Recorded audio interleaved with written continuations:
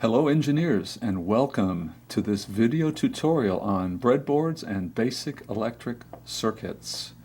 Breadboards are used to connect together circuit components in an easy and quick manner without soldering in order to build an electric circuit. Thus, they allow engineers to do what we call rapid prototyping of electric circuits. These boards come in various sizes and shapes. Here's a small one. It's a circuit with a microchip that turns on colored LEDs. It's actually driven by a microcontroller that's not shown. Here is a medium-sized one. This one has 3 operational amplifiers with associated resistors and some jumper wires. These op-amps, as they're called, need 3 voltage levels like plus and minus 12 volts and ground. So we might connect, using these banana terminals, we would connect, say, the plus 12 volts, the minus 12 and the ground, and those would be routed in to the circuit. And then finally we have a somewhat larger board shown here. This one is the example that we're going to discuss today. Now, I'd like to recommend that you always try to make your breadboards neat and tidy as shown in the first 2 examples. Keep your jumper wires short. Make the bend of the resistors look nice and clean if possible so you don't confuse yourself or your colleagues. Let's talk about breadboard construction. They have lots of metal receptor holes. There's metal underside in these holes, and they come in sets of 5. You see sets of 5 running here vertically and horizontally. These holes allow a metal-to-metal press fit for connecting component legs. Underneath the plastic top, each group of 5 holes, vertical receptor holes, is joined to a common metal strip. Electrically, we say they are all shorted together. The vertical sets, like shown here, a set of 5, these vertical sets are like an island of 5 holes, but electrically isolated from everything else. Now, in contrast, in the middle, running horizontally and color-coded red-blue, are 2 lanes of groups of 5 holes. The lane of 50 holes near the red stripe are all shorted together. Equivalently, the lower 50 holes near the blue stripe are shorted together but isolated from everything else.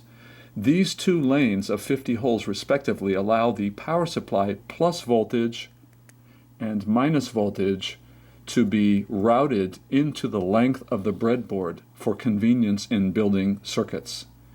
Now let's talk about the example circuit that we have built here. Here is the schematic of that circuit.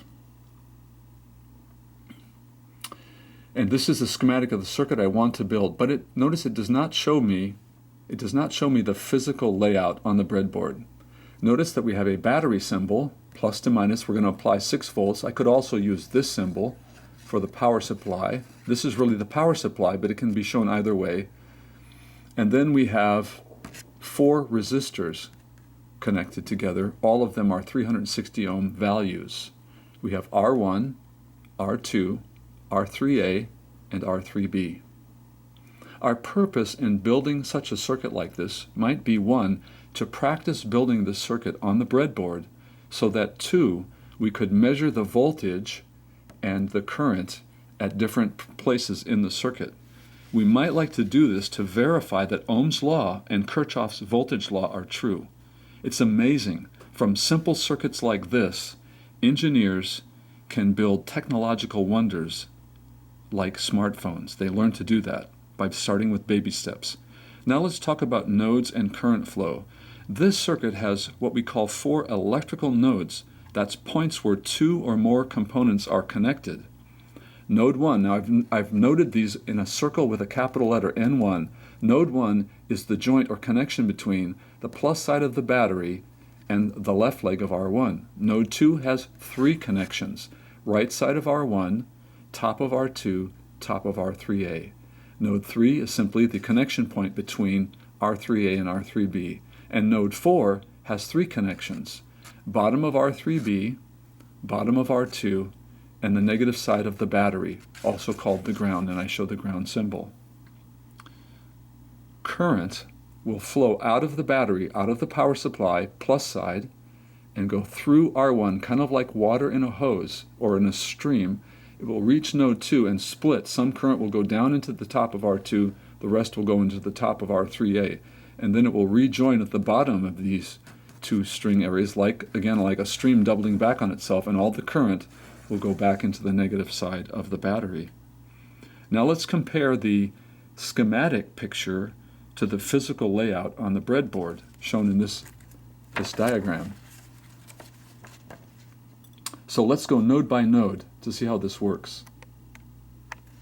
So we begin with, we want to see how node 1 is connected. So we begin with the positive side of the battery. So in this picture, the plus side of the battery comes to the terminals of the breadboard, to the red terminal, like shown here. It's routed in to the terminal by a banana jack, a jumper wire. I'm using this, if I actually rotate it like we did before in the other showing you the board, I'm using the top lane, the red near the red stripe, to route in the positive side. And then I'm going to rotate this back for a moment. Then we see that now we have the plus side of the battery at node 1. So that means the whole lane is going to be node 1. It's connected to one leg of R1, as shown here. Plus side of battery to R1. Now, our node 2 is the joint of three things. So we have, now I must take R1 and connect it to a set of 5 holes in the breadboard. And now I have the right side of R1, a side of R2, and the top of R3A, as shown here. So I have those three components, and I'm shorting them together in an island of 5 holes. Now we come down to the other side of R3A. That brings us to node 3. That comes down to a point where we have R3A and R3B are joined. We only need 2 of the 5 holes to join them. R3B then is going to go back, come around and be joined in node 4. So R3B, shown here, comes to this lane, and these 50 holes are all the blue stripe holes. They're all becoming the ground of the negative side of the battery terminal. And notice we have R3B, R2, and then they come back to the black side, negative side of the battery. And that same picture is shown here, how this breadboard is actually laid out. If we turn to look like so, we can see the same equivalent layout here. And by the way, notice how we have routed the battery power supply. The 2 banana jacks, red and black, come around, and they are here entered into the breadboard by the terminals using, in this case, we're using alligator clips into a banana, and we want to make sure we have a good connection there, metal to metal.